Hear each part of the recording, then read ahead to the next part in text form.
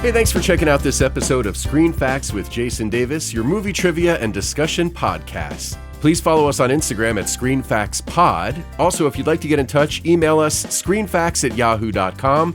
And if you could, please visit jasondavisvoice.com/podcast. There you can find out all the places where you can stream this. And also, if you'd like to support the show, there are links there for buying merchandise or making a donation. Thanks so much for listening. We really appreciate it. I'm Jason Davis. Joining me for this episode is my lovely and talented and amazing wife, Sue Mandzik Davis. Well, hello. And we're going to talk about a movie today that we are huge fans of. Huge. Now, the reviews on this movie are mixed. So, aren't they always? Usually, yeah. Critics really hated this movie for some reason. I know. Other people who have watched it that decided to write a review on IMDb or whatever, sort of mixed too. Mm-hmm. Is it a perfect movie? No. No. What movie is? True. Is it enjoyable though? Absolutely. Heck yeah. I think it gets at least 2 stars just for the scenery alone. Oh, I think it gets 7 or 8 stars just for the scenery alone. There you go. So the movie we're going to talk about today is Couples Retreat, released October 9th, 2009. It's written by Jon Favreau and Vince Vaughn, along with Dana Fox. And it was the directorial debut of Peter Billingsley. Who is Peter Billingsley, you might be asking? Who is Peter Billingsley?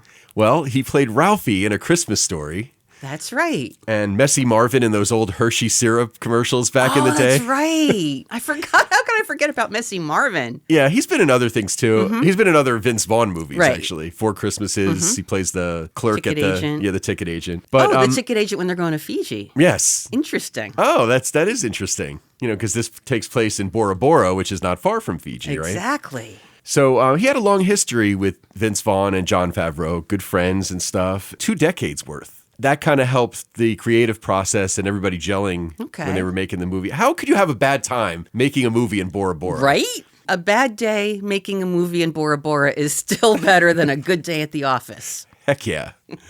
I want to take up acting just so I can make a movie in Bora Bora. I still say we should have done our research for this movie in Bora Bora, honey. Yeah, we should have. We should have. But I looked up what it costs to go to Bora Bora. It's not cheap. No, it's not.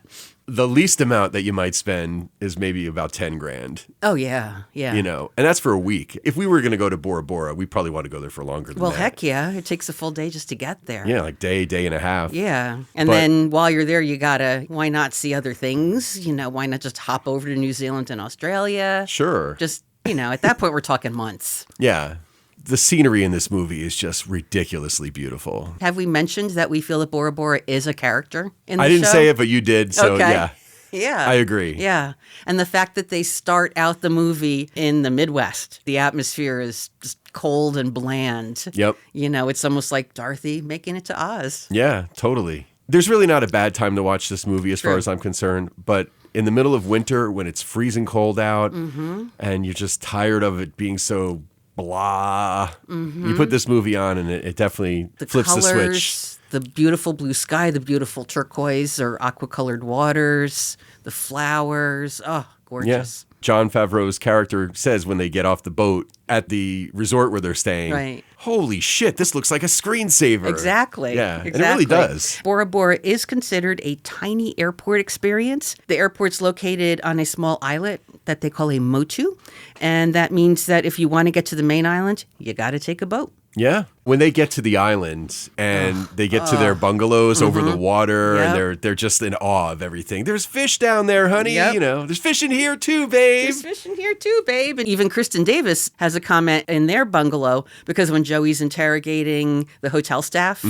she just walks by and she looks down and goes, "Oh, fish."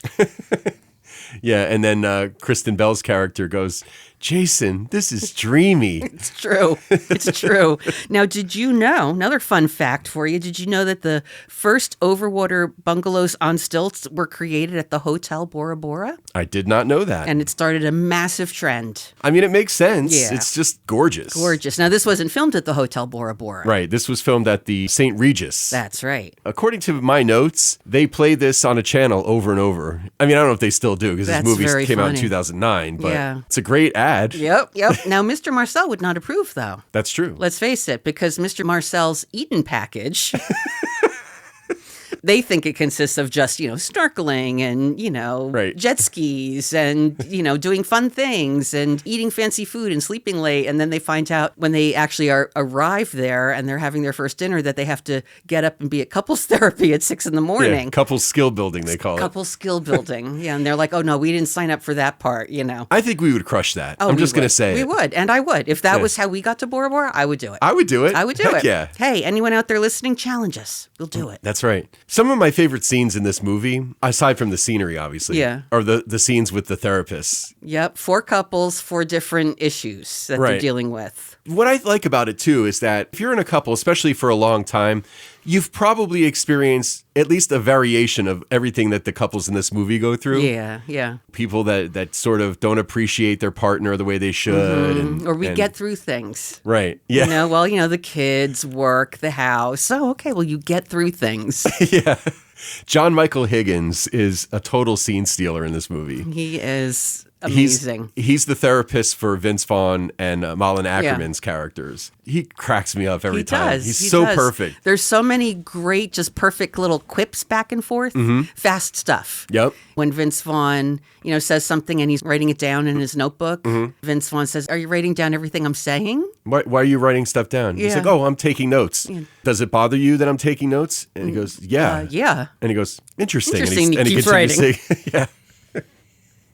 And then Ronnie, when she's telling the story, she was annoyed because of the shark incident. Right. And, my husband, used that as an excuse to neglect his wife. Right. And his response is, "Well, nice to meet you, Ronnie."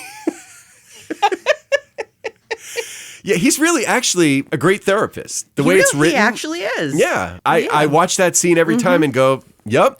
Yep. It's bulldozing. Yeah. And it's ugly. Yeah. I mean, there's some not so great therapist things he does. Like when he reviews the notes to look for something, he'll look at a note and kind of go, huh. Oh, boy. Oh, boy. Yeah. I mean, he's no filter. It's comedy. Yeah, it's totally done for laughs. But a great therapist is one that really kind of snaps your head back a little bit. Yeah. I don't think there's anything wrong with that. Sometimes you hear things you don't want to hear. Yeah. That's why they call it work. That's right. And it's good. It's good stuff. And it's good. Definitely. I mean, Ken Jeong is really good as one of the other therapists. So Very for funny. him to be Jason and Cynthia's, Jason and Kristen Bell's therapist is a great match off of them because Jason Bateman's character is so controlling. Yes. He has to be in charge of everything. And when Ken Jeong gives them, some homework to do, he takes it to the extreme. Hun, I was thinking we could spend some time together. And she starts like going, oh, okay. And he's like, yeah, we can sit on the floor Indian style and talk about our feelings. It's like, oh. When she calls him out later on it too, it takes an extremely stressful moment for her to say, you even make feelings a job. Yeah, totally. Yeah, but he's just so afraid of doing anything wrong. Yeah. To her, for her or by her. And that's what Ken Jeong says to them too about I'm not really interested in what you think. Yeah. I'm interested in how you feel. Tell me how you feel. Yeah. Well, I think that, and they have prepared a binder. Yeah. It's really funny. Of all we their all know information. people like that, right? Of course. I mean, for them to even talk to their friends about something, they make PowerPoint presentations. Yeah. This is how they are. Yep. And you can tell that deep down they're good for each other. Oh, they're great They for each really other. are. Absolutely. And the chemistry between the actors is awesome. Yeah. We've talked about Jason Bateman before on this podcast about other movies, and he's one of my favorites. Oh, he's fantastic. He nails sarcasm perfectly in every role. He's just great. He's been around forever. I mean, he was, he was a child actor. Yeah, he was on TV when he was a kid, and I think there was a few years after his initial success as a kid actor where, he kind of disappeared for a little while. And then he started to come back when he was a young adult, kind of disappeared again for a little while, and then came back later, maybe in his late 30s, 40s, something like that. And he's just been on a roll since. He's been crushing it. Yeah. I love Jason Bateman. So good in this. Yeah. And so funny. Faison Love as Shane. He's an interesting character in this movie because he's there with his little young chippy that he just met, at the Foot Locker in the mall. She's 20 and she wants to be a manager. Right, exactly. And I love that she's boozing it up and she's 20. Yeah, maybe the drinking age is younger there or was. Bora Bora? Yeah, maybe. Who knows? I don't know. I want to get shots made up in my mouth. So funny. Shane is divorced. So when they're in therapy, he's sitting there talking to the therapist going, she wants me to do this. She wants me to be that. She did it. It's over. And the therapist says, well, why are you here? And he goes, oh, no, this isn't Jennifer. This is Trudy. This isn't my wife. And it turns out, you find out, in the very beginning of the movie that they met 2 weeks ago. And Jason even says to him, that's not a relationship. That's an antibiotic cycle. Right. Very new relationship there. Yeah, so he's trying to impress this young girl, right? So in the beginning of the movie, he's at a motorcycle dealership, and he calls Dave, Vince Vaughn's character, and he's like, Dave, I need you to co-sign a loan for me. I need to buy this motorcycle. And he's like, well, you don't have any money. Why are you buying a motorcycle? That scene is very interesting to me because we have some very, very good friends. There are friends that I have that I absolutely love. Am I co-signing a loan for them? Hell no. I wouldn't expect a friend to co-sign a loan for me either. Yeah, that's a big responsibility. Yeah, he's just like, text me the address. Just like that. Yeah. Yeah. So yeah, I mean, there's definitely stuff in the movie you have to sort of play along with. Yeah. For sure. Yeah. I really don't understand the hate for this movie, though. Me neither. I think that there's stuff with all the couples, the relationships that we can all relate to. Yep. Beautiful scenery. Yep. Lots of laughs. The way everybody comes together in the end and they have that aha moment and it's great. Yeah. I mean, maybe stuff just wraps up too neatly for people. Maybe. Or maybe how they get to the end. Yeah. Well, I have to admit, when they are going to find Trudy, they're going to take the boats out and then they, trample through the forest the rest of the way. And they get to the point where they're at the path and the path leads to the little bungalow. They go through. It's like, let's go around. No, we have to go through. That might be my least favorite part of the movie. I mean, it's a fun scene, but unnecessary. Yeah. So maybe the pacing gets a little stalled because of that. Yeah. That scene doesn't bother me enough for it to ruin the movie. Right, exactly. Because while the guys are there, they're showing the women, on their journey. Right. And how they're sitting, having a drink, and Salvatore shows up. Pardon my nudity. I'll put something on. He puts on this little Speedo. The water was cold, and meanwhile, they're looking at him like he's got an anaconda down there. This guy, his costume is just 3 different Speedos. That's it. Yeah. That's all you ever see him in. I think, exactly. Does he have a wrap on when they go to the bar later? He might put I think like he does, a little bit of a wrap. Yeah, when Joey punches him. Yeah. Yeah, the yoga scenes are fun. The yoga scenes are very fun, and they're just so inappropriate, the stuff that he's doing. I mean, it's nothing, that wouldn't make it anything more than PG-13. Right. But just the way he's going, and then you give her your energy like this. Boom. Boom. And he's like thrusting into her crotch area. And he's teabagging Jason. Oh my gosh. Yeah, it's very funny stuff. The girls are, discussing their relationships, the 3, because Trudy's not with them, obviously. Right. So it goes back and forth between the Ponderosa and there. So I think that helps too. Just that scene flow better. Right. Maybe that's why they put the whole Ponderosa scene in too. Otherwise, it's just the guys walking through the woods. Yeah, that's true. I love the kids who play Dave and Ronnie's kids, the boys, and they look like they could be their kids. I would say the person who was involved or in charge of casting did a great job. Yep. The littler one, oh my gosh, with those cheeks.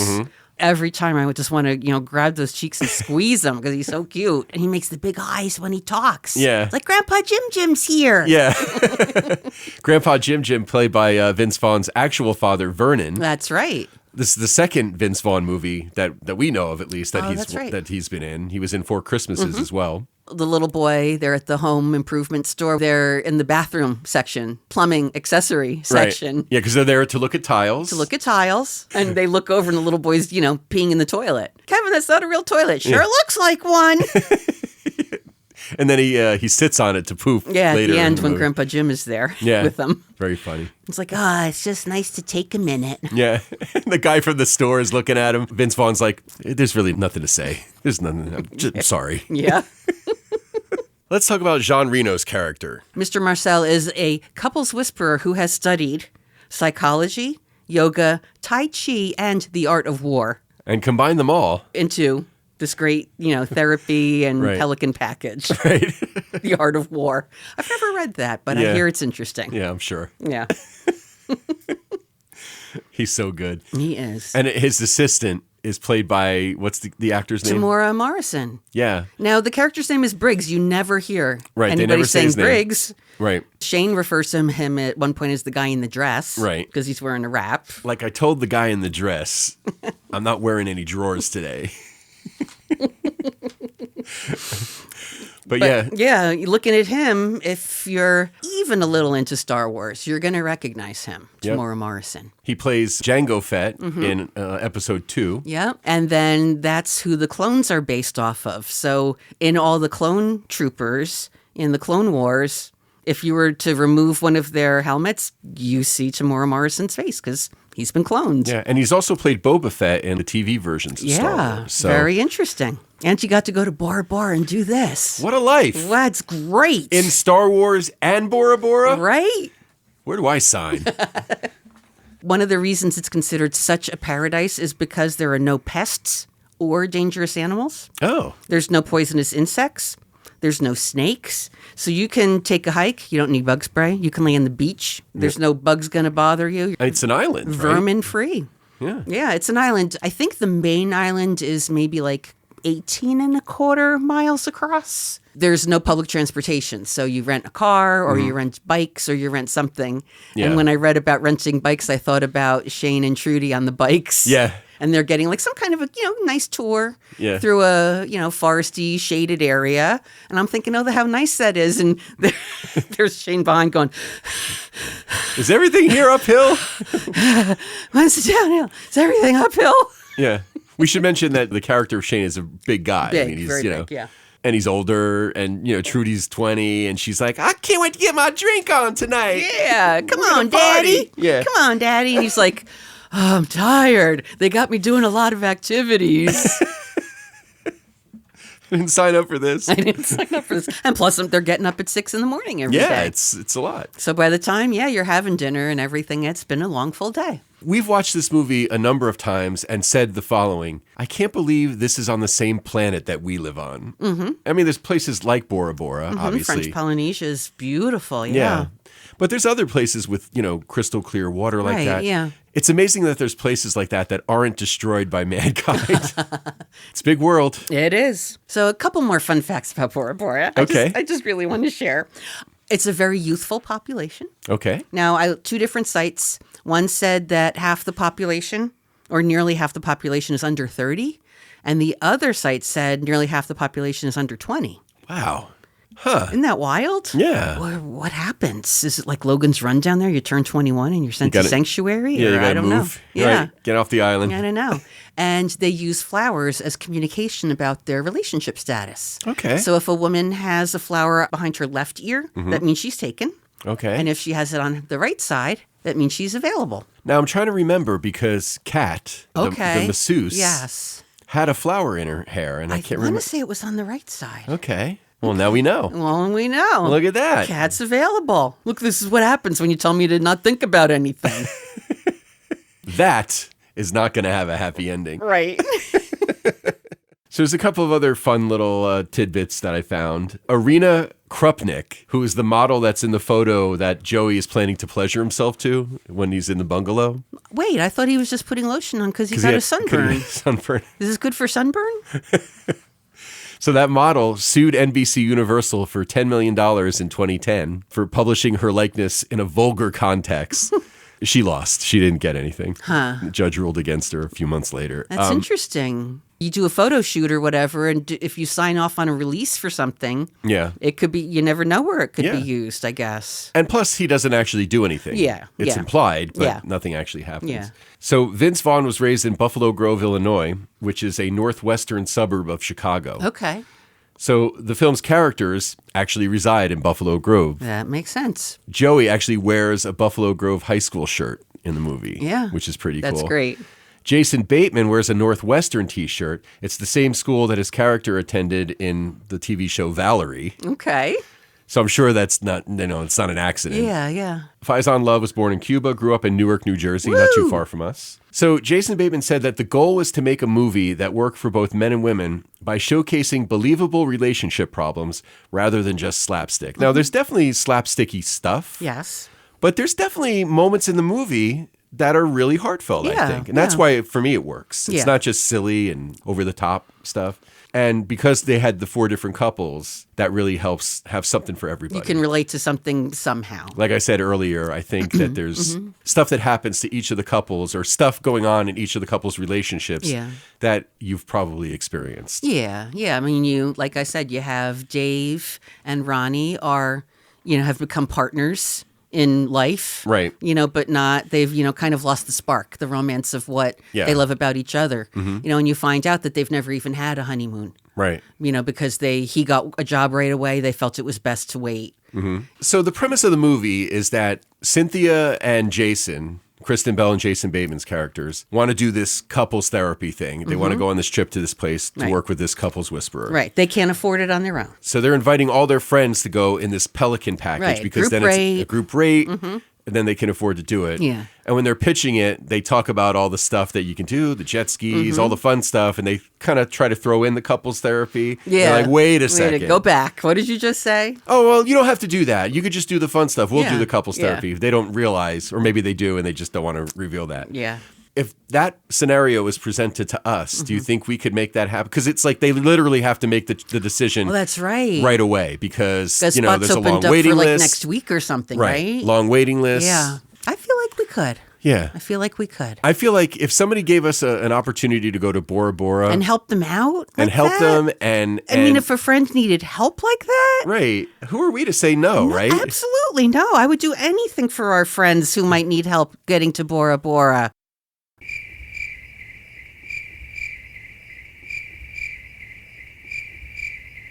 The thing that has brought Cynthia and Jason to seriously discussing divorce is that they've been trying for a year to start a family. Right. And they haven't had luck. If anyone has been in that situation, you can relate. It's horrendous. It's horrible. I mean, especially for the woman, every month what you go through. And then Jason is just trying so hard to just be perfect all the time. This is something he can't make happen. Right. And then she even, in the stressful situation at the end says, I can't do anything about the fact that I can't have a baby. That's very touching. It's a very good lesson in life, too. We all feel like we can control our lives fully. We want to believe that. But life is going to throw you curveballs. Oh, yeah. And you're going to have to deal with those curveballs. Yeah. And it's not until the end when they kind of loosen up. They both loosen up enough. They're sitting at the bar and they're just talking and they're laughing. And, it was something that happened, however many years ago. When they first met. Yeah. You've always been a great friend. You've been a great friend to me. And they realize that they really do still love each other. Yeah. And they've just put all this pressure on themselves the whole time. And once you release the pressure, you can just enjoy each other. Yeah. Instead of trying to have it perfect all the time. Yeah. I definitely see bits and pieces of our relationship and Bits and pieces, yeah. Yeah. Not like, I don't think we've ever been as far gone or had as rough of a go as some of the couples in this movie. Yeah. But I definitely can relate. You get caught up in your own bullshit and your own emotions and whatever. And you forget how important the person that you've decided to share your life with is to you sometimes. And how much of a support they can be for you when you're having a hard time. Yeah. Every day I say to you how grateful I am grateful for you. Yes. And honestly, to me, and I've said this to you when it's just us, and I'm going to put it on the podcast too, you're my greatest blessing.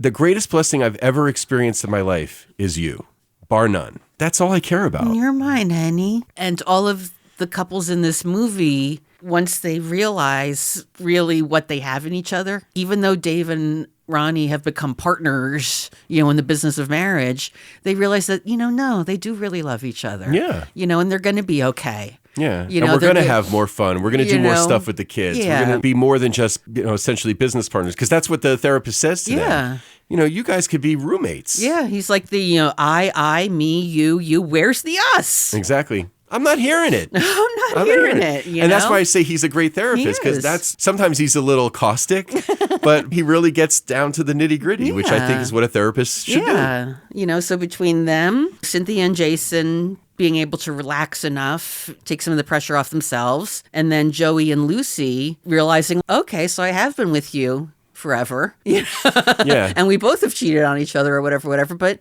I really do want to go to Applebee's with you every Friday. Yeah. They all have their moments. And to me, that's why I love, that's part of the reason I love watching this movie so often as we do. Yeah. I was going to say, I wonder if we enjoy this movie so much, not only because of Bora Bora, obviously, but also because we're in therapy. We've been through therapy. We've never done couples therapy. No. We did actually. We tried that one, and we weren't feeling it. Honestly, you and I benefited as a couple when we worked on ourselves. Individual especially therapy. me. Yeah. Like No, me too. I feel like I needed more work. Me too, though. At that time. I still do. Me too. We still talk to therapists and we celebrate therapy. And maybe that's why we enjoy the movie, because the therapists really help each of the couples. They do, yeah. And maybe the people that shit on this movie, they shit on it because they just have never experienced therapy. Maybe. And how healing and helpful it can be. Maybe life doesn't work out 100% perfect in the end like it does in a movie all the time for people, but this is a movie. It's a comedy. Right. Things are going to work out. Plus, we've said it before on past episodes, whether it's with you or when I've done them with other people, how like I'm really a pretty easy audience most of the time. Yeah, I am too. I watch a movie to enjoy it. I'm not there to pick it all apart and go, oh, that's ridiculous. You know, and it's fun. This one, with the majority of it being in Bora Bora, it's like you get like a little 2-hour vacation once in a while. Yeah, exactly. And on vacation, who wants to do big dramatic things? You want to sit back and laugh. Yeah, this is, to me, just a fun movie and something that we always enjoy. It's a nice little getaway for your brain, for all the armchair travelers in the world. Yep, and you can have a few laughs, too. Well, this was a fun episode. Thanks. Oh, this was. Fun, and I like that we got into some feelings a little, too. Yeah, we're great at feelings. Well, thanks so much for listening. Remember, if you'd like to get in touch with us, you can email us at screenfacts@yahoo.com. Follow us, please, on Instagram, ScreenFactsPod. Also, if you'd like to support the show by donating or buying merchandise, jasondavisvoice.com/podcast. Thanks for listening. Bye-bye. It's bulldozing. And it's ugly.